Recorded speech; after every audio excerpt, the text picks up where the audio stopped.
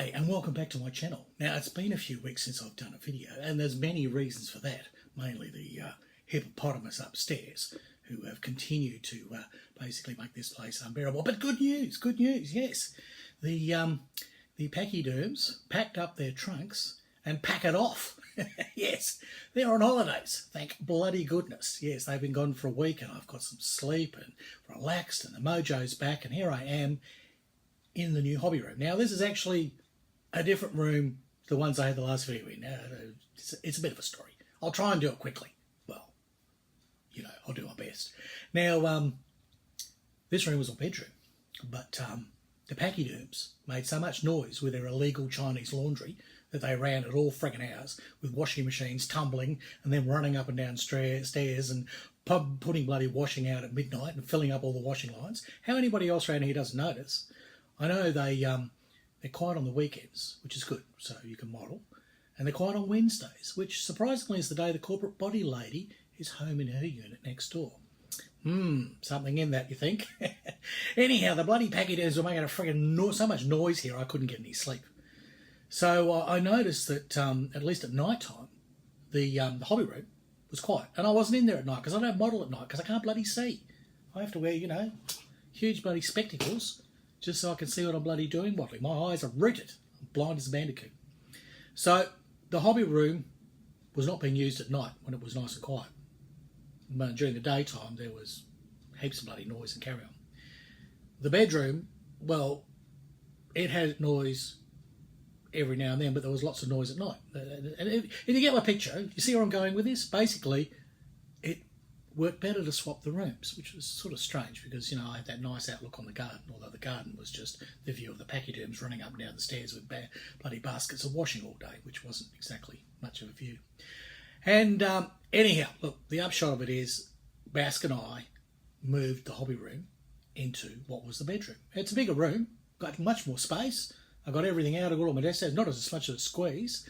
It's a nice insulated room because it's actually inside the complex. So we'll see how that goes. For the moment, it feels kind of good. And with the pachyderms away, well, it's lovely in here. It's lovely and quiet. We'll see what happens when they return. So now my bedroom is in the hobby room with the sunlight coming in the morning. And it's very lovely. It's very nice in there. And I'm getting some sleep. All right. So what does this all mean? This means there's been some modelling. Oh, look, sorry. I'm having some breakfast here. I'll put that over here. Because you've got to have your cereal in the morning, you know? Especially when you're old like me, you need your roughage. Now, what are we here for? Well, it's obviously time for Workbench and new kits. And this time, including some really nice goodies. Yes, it's time for a bit of wanking. All right. So what have I been up to? Well, actually, despite all the calamities here and the move and the dramas with the pachyderms, well, a few things have happened. I was over at Bernard's. G'day, Bernard. And he's got a whole stack of T34s he was showing me because he just bought a new T34 kit from Dragon version, you know, A, B, C, D, whatever. And he's collecting them all, as he does. Bernard's got stash that fills up an entire room, all shelved all over the place. It's magical. I think, you know, his kit numbers are in the thousands, I'm sure. Anyhow, Bernard had bought frilly frills. You know, the metal track links? He bought those. He doesn't like magic tracks. So I offered him half a shekel and I grabbed some T34 magic tracks off him. Now, one of the first, the first Tamiya kit that I ever built, and was a major disappointment, had these horrible rubber band tracks. This was the T34 from Tamiya. It's a classic kit. It's an old one. And of course, I wouldn't have minded so much, as I've said before. I wouldn't have minded that it was an old kit and there was not much to it if it had been an old price. But no, I paid 5 shekels for it, right? 5 shekels. I paid 4 shekels for a Dragon Panzer IV. And you know what's in Dragon Panzer IV. There's magic tracks, there's this, there's PE, there's up and down, bloody running, everything, okay? So when I paid more money and got less, I was rather disappointed. And the build was boring. And the rubber tracks were just ludicrous in this day and age. But anyhow, I digress. We've solved that problem. These magic tracks can go on my Tamiya T34. And then it might be nearly good enough to put in competition. It certainly won't be horrible anymore. All right, what else is on the Workbench? Because that's the first part of Workbench and new kits. Well, I have been doing a lot more work on my Wing Up Wings kit. I've been pottering around, and I've got it here. I've got it in a bag so the bits don't fall off. I've actually built the whole motor up. You won't be able to see that. I'll pop a picture up here so you can actually see what's going on. But I've got the motor basically assembled there. All the parts are dry fitted so I can pull them apart to paint. So there'll be a video coming up on that. Basically just disappears away into the body by the time you've finished it. So there you go. Now you may be noticing Band-Aid here. Yes. Well, I didn't get into a fight with the pachyderms, although it was a big standoff at one stage when they continued to park their car in the driveway and pissed me off so I couldn't get in or out because we have a shared driveway going into our garages. So one day I came home after being out buying some groceries and there they are parked in the friggin' driveway as usual, blocking it. So I thought, stuff it. I don't have to go out for another 3 days. I'll park my car right on top of them bumper to bumper and we'll see who rusts first. Anyhow, after about 3 hours, 3 hours mind you, parked in the friggin' driveway 3 hours, inconsiderate fucking bastards. They came out, knocked on the door. Oh, you want to move your car, do you? Yeah, okay. I said, you reverse your car into your garage, where it should be, so I can get my car into my garage where I want it to be, and then we'll all be happy. And he flapped about a bit and looked at me strange and everything, but you could see I wasn't standing my ground. You know, obviously, big fat old bastard wasn't moving. So he did. He put his car in his garage, first time friggin' ever. And there has been less blocking the driveway since. So if I could just get him, stop him making all the friggin' noise upstairs, yes. Anyhow, I digress. The Band-Aid, yes. Well, it has been stinking hot here. Stinking hot. Absolutely ridiculous. And I mean, it's been the Equinox, right? That time of the year where you and me and all the other bloody great unwashed here in the world, we all have the same number of hours of sunlight and night. Well, theoretically, something like that. That's what the Equinox is supposed to be, isn't it? It's equidistant across the planetoid. I don't know. Anyhow, the Equinox, right? Should be cooling down. Should be getting nice. It's March. Should be lovely. No. 30 plus degree days. I mean, that's Celsius. In Frankenfurter, that's like 100 degrees. Yes, 100 bloody degrees Franks. It's stinking hot. So I've been in here with the air conditioner on and trying to cope. But at night time, I don't like to run the air conditioner. So in the bedroom, I don't have any screens. Normally in Australian houses we have screens to keep all the vermin out, you know, because there's so much stuff here that wants to bite you, gnaw you, lick you, eat you and kill you that you need all the defence measures you can. So there's screens on doors, but there's no screens on the windows. So I had the window open just a little bit to let a little bit of fresh air in and hope no nasty murdering axe rapist was going to sneak in the middle of the night and bugger me up the arse. But what did happen was some mosquito or some sort of bitey thing bit me on the nose. Now I've got a big red nose. I look like some drunken alcoholic. Yes, look like some wino that's been on the fucking terps for about 100 years. Anyhow, yes, I'll just tell everyone I was in a big fight. Yeah, that's more manly. Saying some bloody insect bit me. All right, moving on. You came here to see models, didn't you? Maybe. Have you ever watched my channel? That's a lot of waffling. Yes, the Wing Up Wings kit. I'm working on it. I'll get an update out. I will, honest. I will. Have you noticed behind me? There's my to-do list. It's up there, of which nothing has got done. You know, we're three months into the year, we're a quarter of the way of the year, and nothing has got done. Apart from, well, I got back to square one with the schlepper, right? The schlepper. And I did enter that in competition, and I did win first place. So thank you very much. Yes. That was well worth it, and despite Bass knocking it off the shelf, it all repaired up nicely. I even added a few more sort of touch-ups to it, and yeah, first place. Lovely. Good start to the year. All right, now, banjo's all tuned up. It's ready to go. Compressor's plugged in. Now, when the pachyderms return, hopefully not for a number of weeks, I hope they stay away for a good holiday, but if and when they return, and if and when they start their races up and down the corridor upstairs, I have a cunning plan. The compressor is pressed up against the wall, well it can be, so that if the pachyderms are too noisy, I'll simply put the compressor on and leave it banging against the wall. I'm sure they'll appreciate that, and I'll undo the air hose so it's just basically bleeding the whole time and it has to run continuously. Yes. Failing that, well, there's new strings on the banjo. So yes, we have a few weapons in our arsenal if they start arsing around up there. Anyhow, what have we been doing? Well, I have been working on the BMW. The BMW, get out of the light there, there we go. There we go. The BMW motorcycle is coming along really well. Here's some pics. And I've basically painted just about all of it up, and I'm just in the process of putting some coats of Future on to give it a really good shine, because it's black and it should be shiny, well, there's some of it.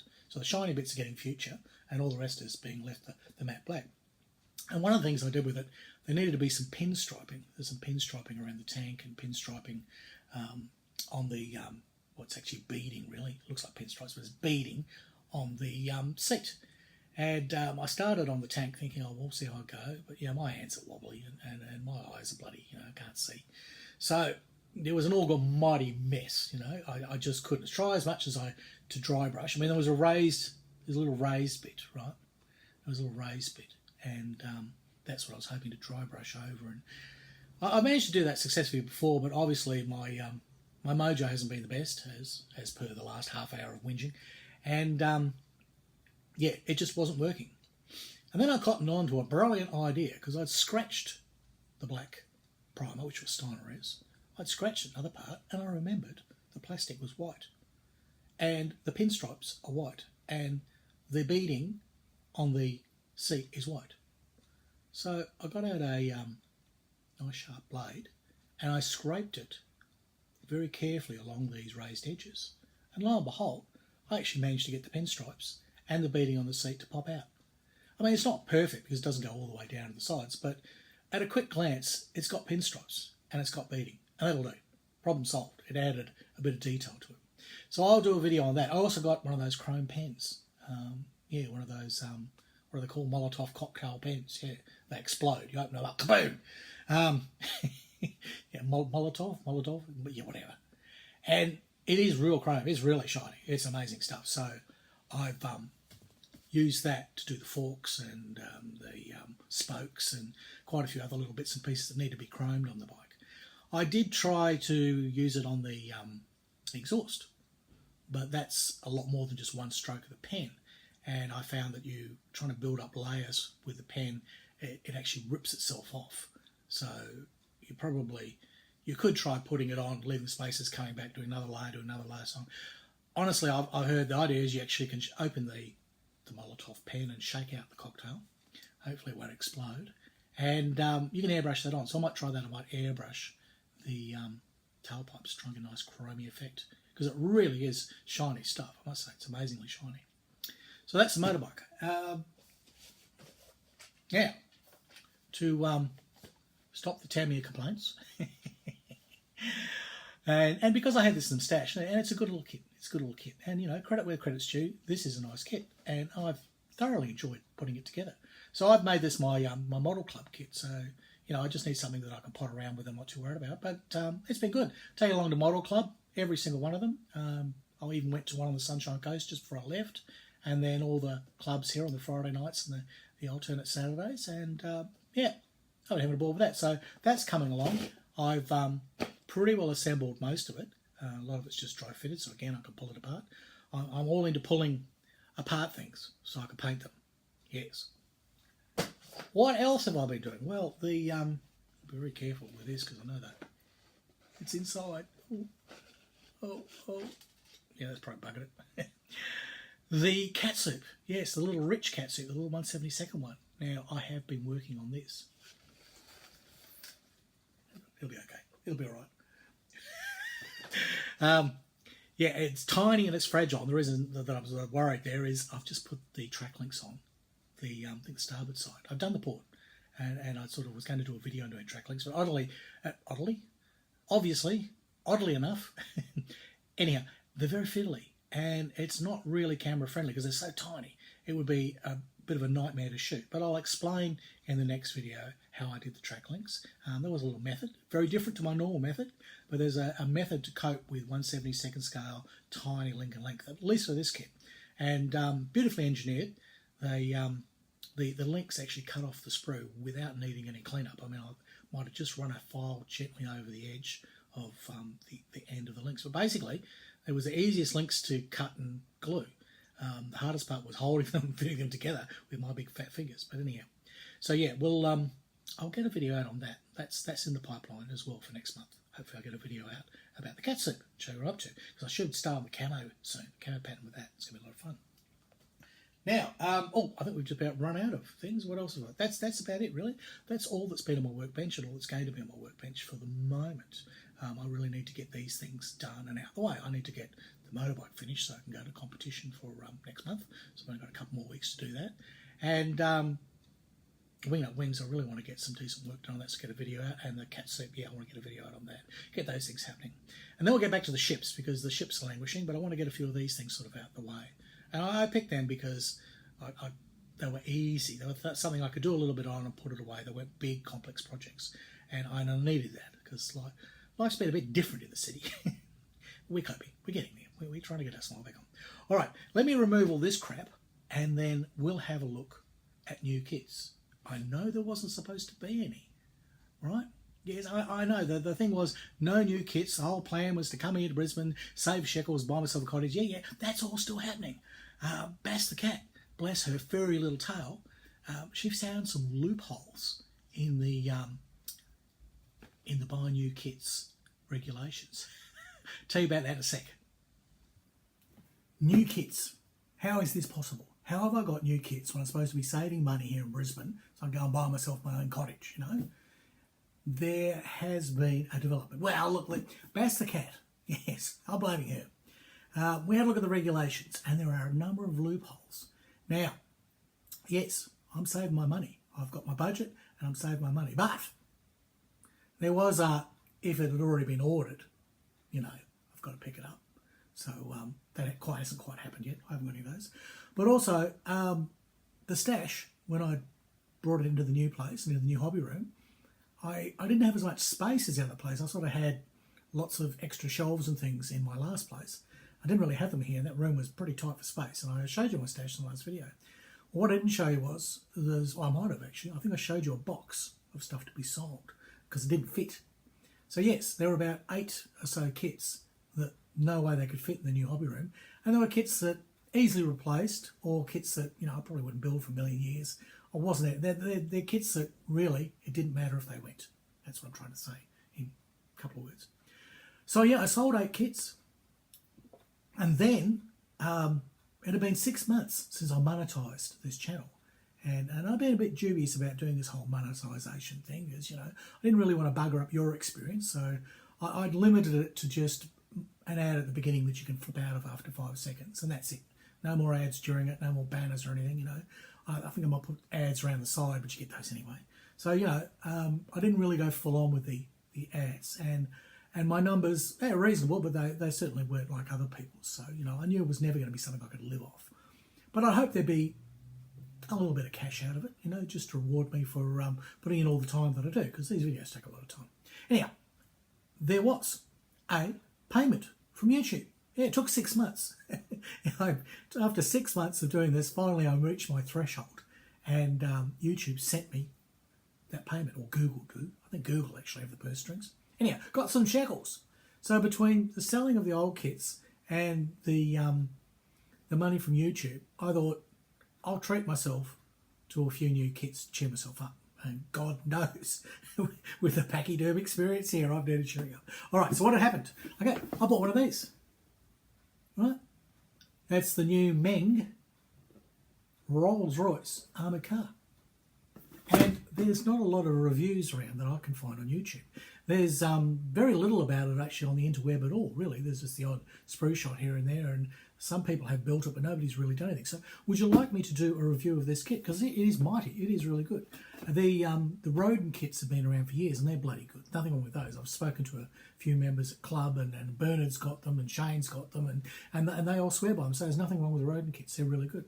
But Meng being Meng, there's a few new things in this, such as you get photo etch wire wheels. Yes, you get all the spokes. So if you want, I will do a complete review on that. That'd be an easy video to do.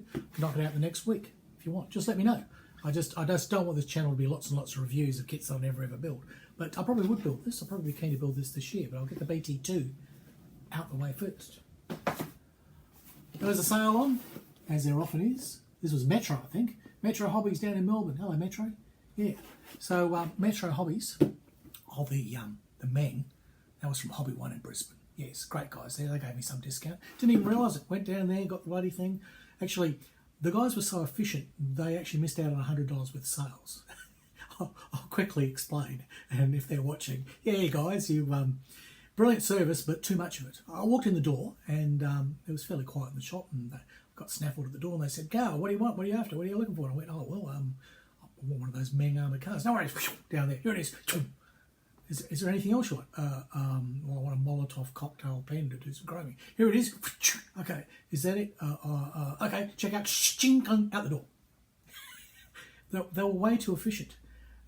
If they'd actually just let me browse through the place, I probably would have poked through the sale pile, or had a look and probably bought another ship or something, because I had in my budget another $100 to spend. So sorry about that, Hobby One. Well, it's your problem, really. But look, they are great guys there, but they're probably just a little too keen to make a sale. I don't know. Let them browse, guys. Let them browse. Let people browse. All right. So that money then went into Metro, had a sale. And there's a Messerschmitt, the 132nd scale one.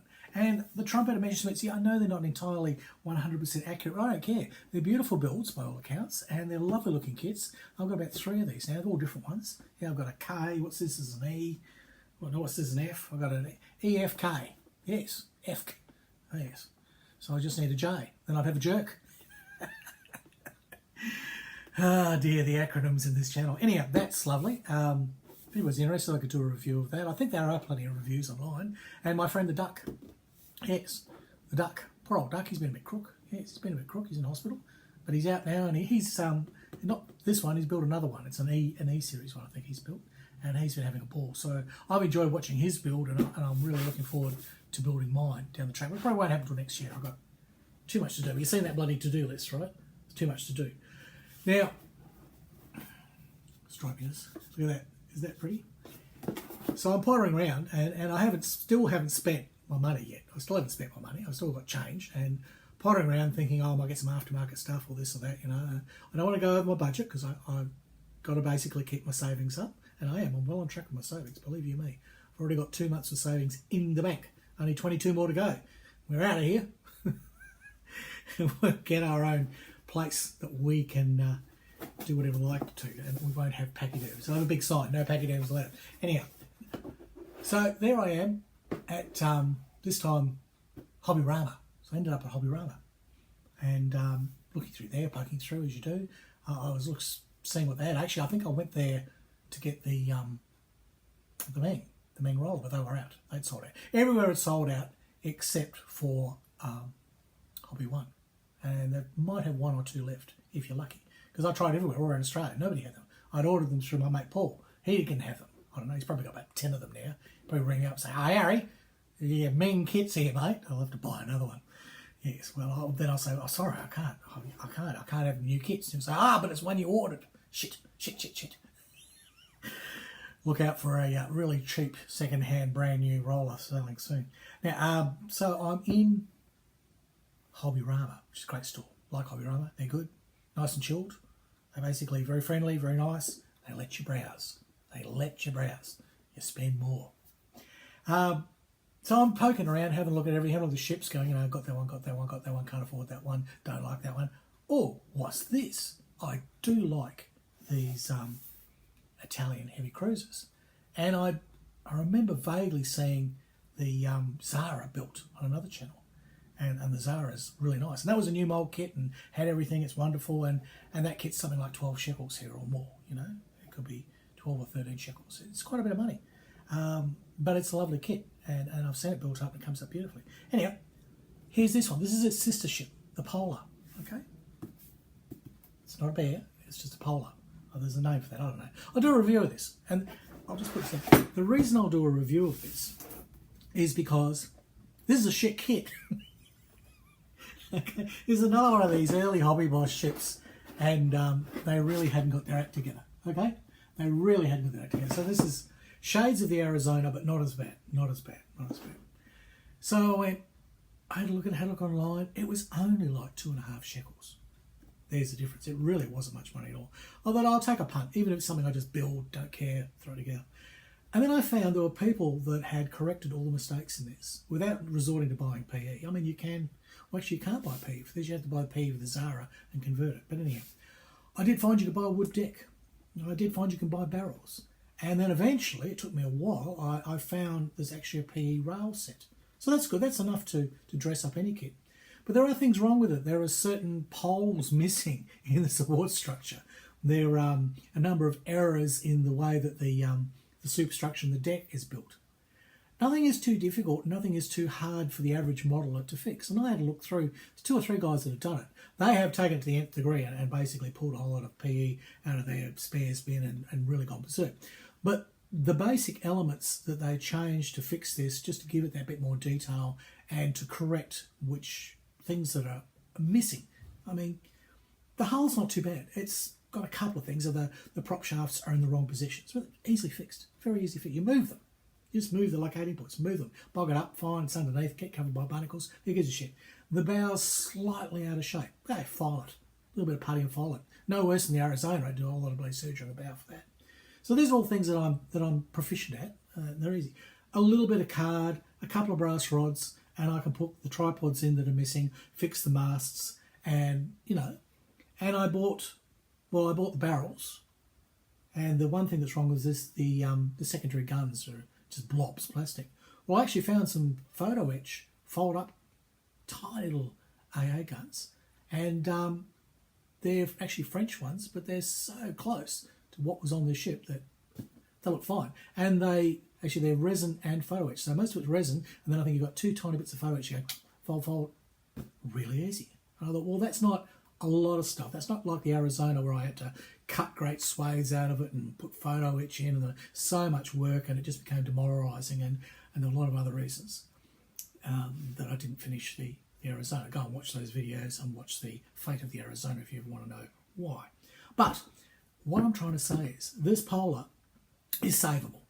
It is very savable. And now with the experience I've had with trying to rescue like the Arizona and realising that was a task that was huge, absolutely huge, especially with, I built ships before, but I haven't done that much bloody fixing brooding around.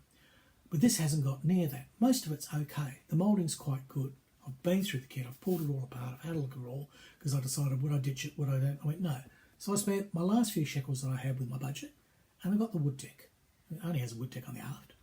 And as far as the bow section goes, well, to get those red stripes on, you actually rip off all the greebles. That's the trick. You cut them all off or throw them away.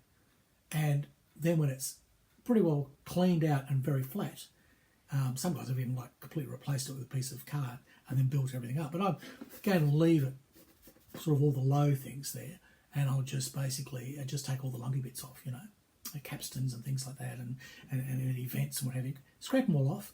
Then it's easy enough to paint it and get the red stripes on. This is the trick.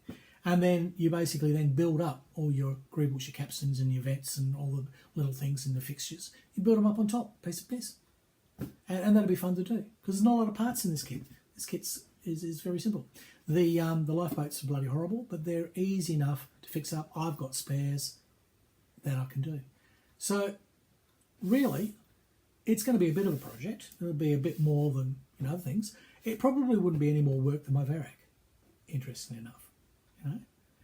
More about that later because I've just bought an entire PE set to fix the Varrock. Will I ever learn? Anyhow, so that's the Polar. That will come up. That will be a build. But I do want to get the sadist out of the way. Sadist. The sadist, which I had started. Yes, I had to. Because Becca tried to steal the bloody thing, so I've got to start on that. So there's lots planned. There's lots that'll get done. Hopefully my new hobby room down here is going to be a good place to shoot videos and for me to enjoy my hobby.